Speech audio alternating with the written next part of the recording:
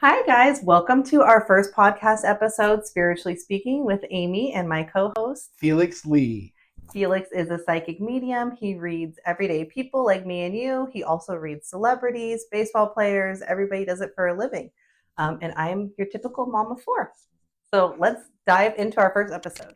Okay, so how me and Felix met was we see a card reader named Rowan, who's amazing. Wonderful. He reads cards at a little cafe in the city in San Francisco. And we just asked him one time, do you know any psychic mediums? So he seems like that would be really interesting if we knew a psychic medium. And he said, actually, I do. And he's amazing. And his name is Felix Lee Lermo. Oh my God, you're going to love him.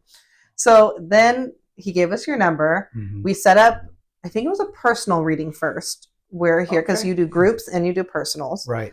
And I came to your house. You came to my house. There was all these people in this little tiny room.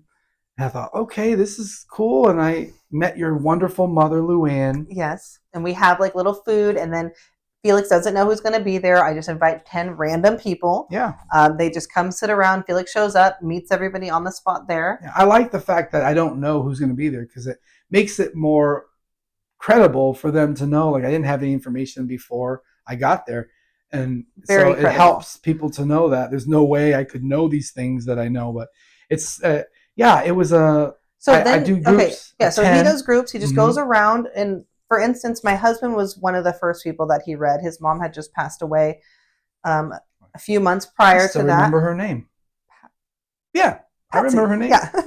And he was kind of a skeptic at first too, but then once you brought her through and she counted out the amount of kids that she had and her mannerisms and everything, like all like validation on top of validation on top of validation of things that which is important.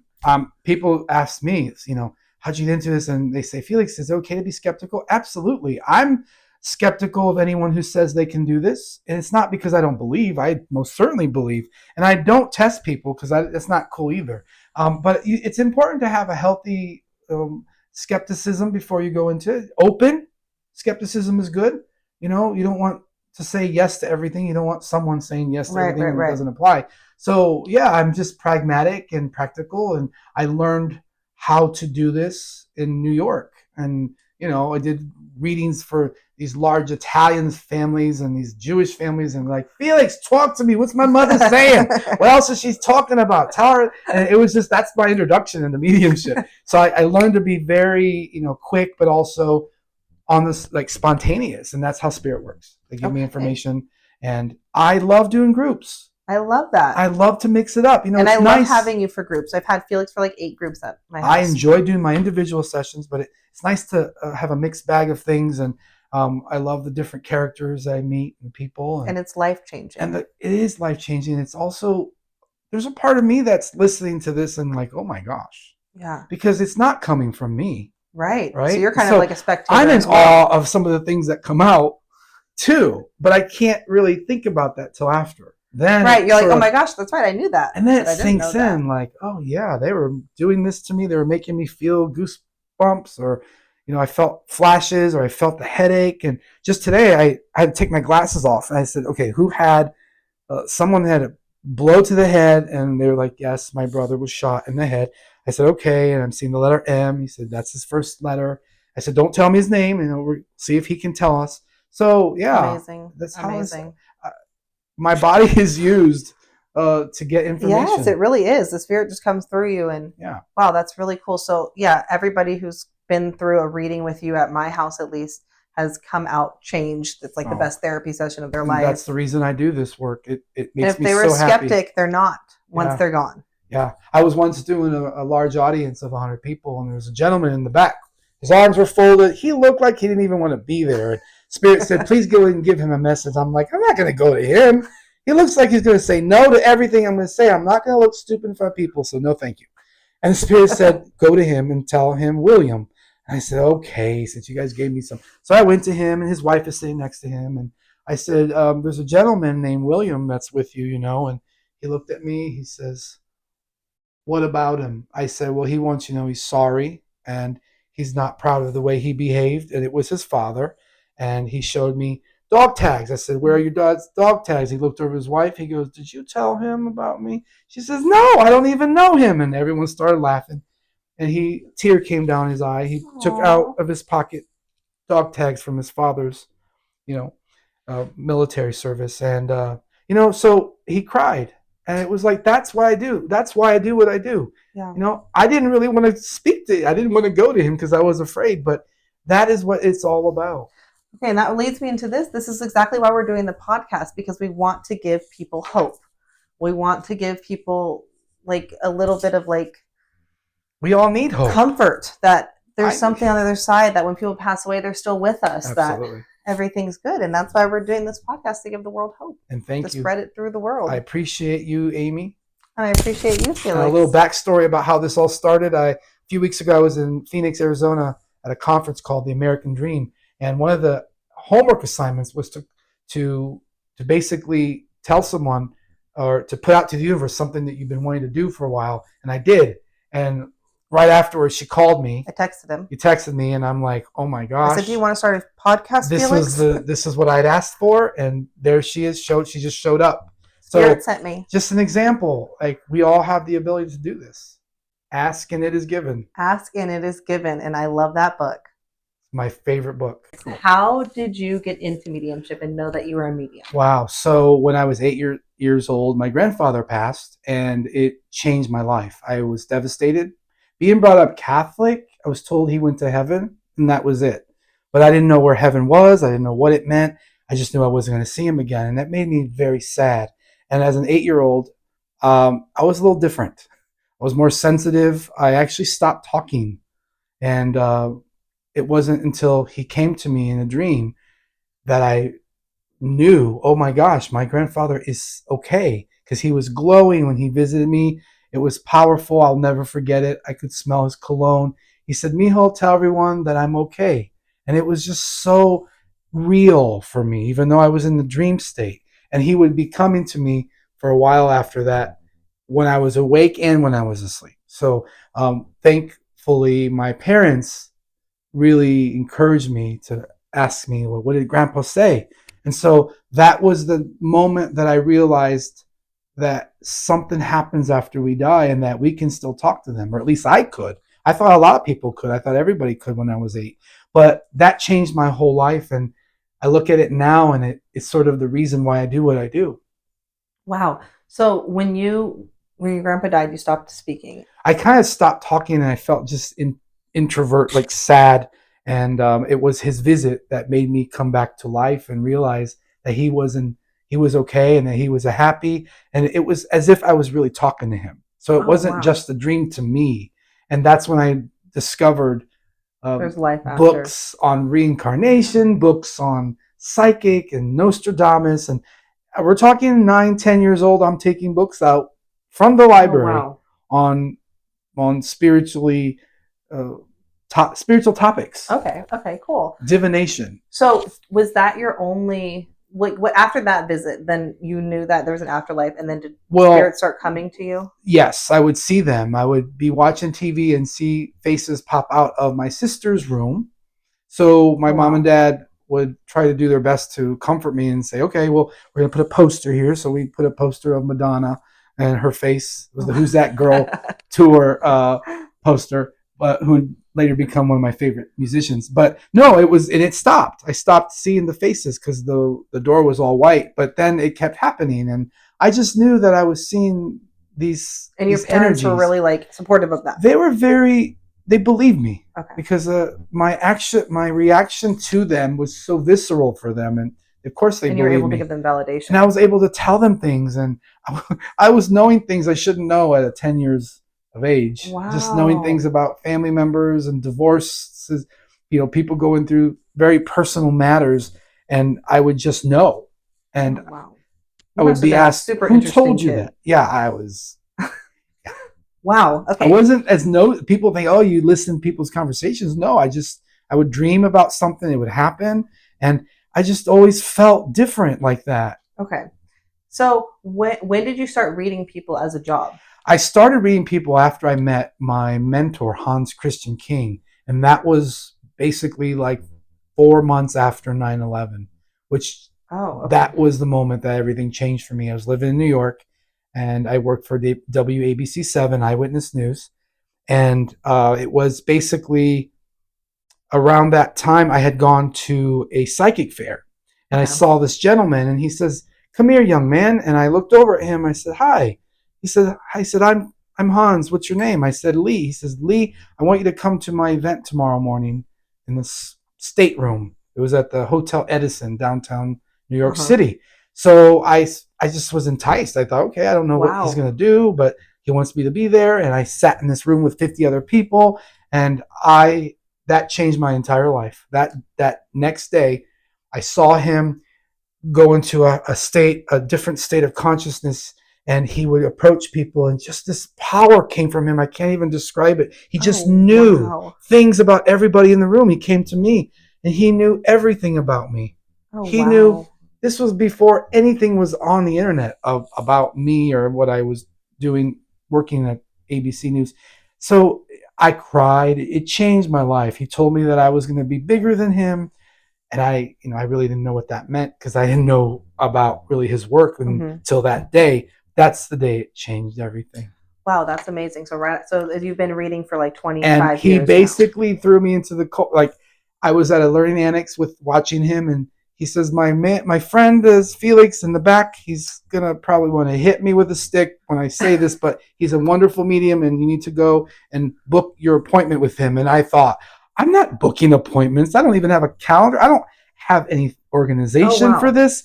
And So he just threw you into it, threw you 15 to the people wolves. lined up, and I just started taking names, and right there is when he decided for me it was time to do readings. And Oh, that is amazing. it's yeah, And ever since then, you've oh just my been booked. gosh, it's been a gift. And people, I often hear people say, "Oh, it's a gift, but it's a double-edged sword." It can be, but I see it as a gift and a blessing. Hmm. It is a gift, but I also feel, though, as I've evolved in the 25 years as a medium, I consider it an ability. Oh, I yes, for think sure. everyone has certain Because abilities. everybody can kind of unlock it if they try in a way, Absolutely. right? Well, I start out my readings with, you are a spirit that has a body, so you can do that which I'm doing because you are that which I am, and Right. we are connecting to that which we are. I know it sounds a little bit wordy, but it's the truth. And Right. once people realize that, it gives them permission to connect. Right. And I've definitely heard that before from other mediums, and that anybody can do it if you kind of like go inward and you Absolutely. have the And permission. actually we actually do it all the time without knowing. We're mediums. We're all mediums, but not people aren't doing it deliberately, but people do it all the time. They get messages and they say something and it connects to people. Okay, We well do that's it. perfect. That literally leads us into our first topic for our first Okay. episode, which is Awesome. intuition versus spirit. So when you're saying everybody can do it, does that basically mean that like is it your spirit guides telling you to do it, or is it your intuition? Okay, so basically, we are spirit that has a body, and psychic work is everyone's psychic. Everyone has the ability to see, to hear, to feel, to know. All the clairs, the 5 clairs we call them. Okay. And so I'm a medium. So there's two things: there's psychic and there's medium. Okay. All mediums are psychic. So mediums receive information. Psychics perceive. So psychics perceive, Oh. and it's Okay. not anything one's better than another. It's just psychics perceive. They don't often connect with spirit, and mediums connect with spirit and they're psychic. So there's a kind of a And you're a psychic medium I'm a because you psychic bring medium. people through who have I get passed. information from spirits direct, and I also get information about the people I'm reading. Right, like how Felix, for the listeners, told us that we were going to be in the desert listening to music. Felix didn't know that we were going to Coachella. And Oh, 2 weeks later, we went to Coachella where we were in the desert listening to music. very So cool. that's your psychic part of you, Sure.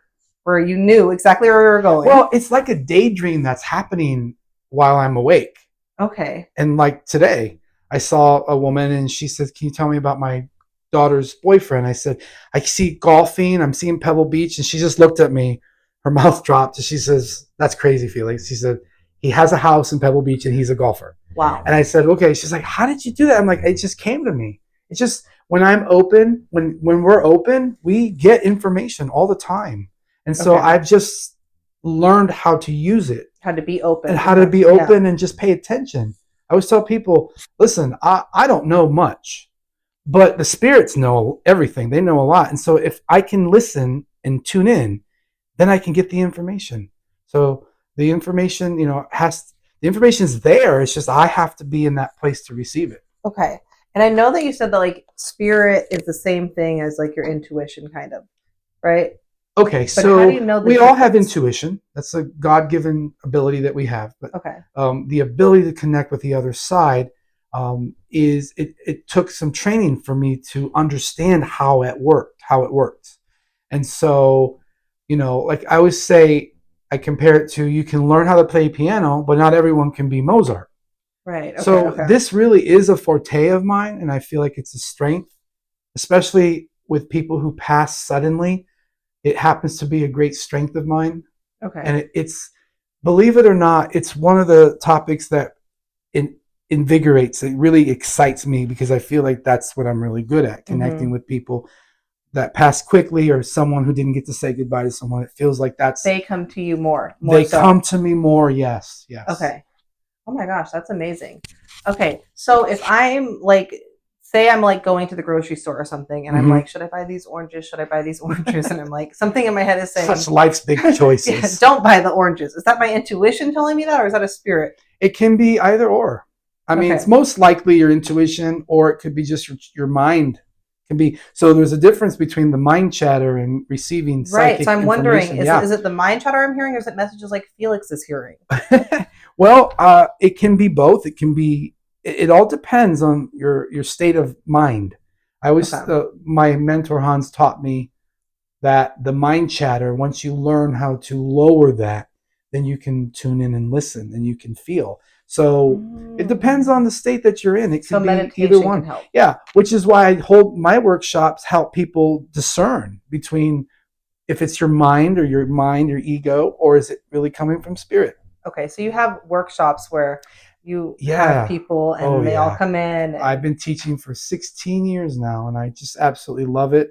I love to help other people who have the ability. It's more pronounced. I always tell people anyone can learn, but it needs to be more pronounced, or it needs to be something that you want to develop. Okay. Okay, well, that's so interesting, Felix. Thank you. Okay, so I have one more question for you before we end the episode, because it's going to phase into our second episode, which is going to be about angel numbers and signs. So what can you tell me about if you see, is it real if you see the same numbers, like continuing numbers, like 111, 222? Absolutely. And, the numbers mean different things to different people. I'm not going to sit here and say everyone who sees 111, it means this, and everyone who sees 22, because it's very personal to you. And so my number happens to be 108 and 1008. Okay. So that number shows up. It showed up for me first. I was introduced to it when I went to India, and it just became a number that I felt connection with. And like you'll see it like 1008. And I will see it on I'll be staying in room 108, room 1008. I'll get a parking claim ticket, and it'll say 108, of course. Okay. And I just know it's speaking to me. It's something. So people say, Felix, what does this mean? Well, it can mean many things. And if you're paying attention, it could be whatever's going on in your mind as a confirmation.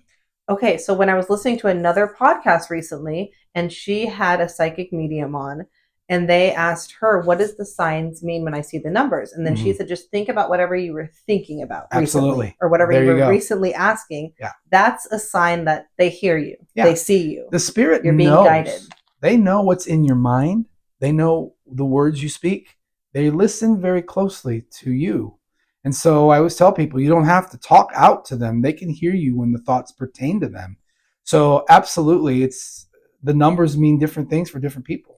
Some people have a birthday they see all the time. You can ask for a sign, and it could possibly just be the numbers. You could say, like, can I please have a sign that everything's going to be okay? And then you look at the clock and it's 111. Yes. That's the sign. Yes. Okay. And we're going to get way more into signs and symbols and things like that on our second episode. Love it. Well, is there anything else that we should add to this first episode? Well, we were talking earlier about learning the difference between mind chatter and psychic. Right? Yes. Intuition. Yes. So we all can use this class, Yes. I need to be reminded myself, because when I'm not working, I'm not in that mode. I'm not out walking around and tuning into people. I get information, but I kind of, when you do it for a living all day long, you learn to sort of tune it out. But I always tell people, if we can learn to lower the mind chatter and meditate, open up. So meditation is really It's a big key it thing is to the it. most important foundation for this work. And then the second thing, which I also believe is very important, is practice. Just practice connecting with people. I do in my workshop an exercise that helps people to tune in to the person they're speaking with. How can people find your workshops? Well, they can go to my website, felixleelerma.com, or schoolofmediumship.com. And they can find, go under events, and they can find the information for my next workshop. Okay, cool. Oh my gosh, yay. Well, I think this is really good. I'm so excited. Thank you for having me. You did a great first episode. I'm excited about this. Thank you, guys. Thanks for listening. Subscribe, like our channel, and follow us. Bye. Did we do good, guys?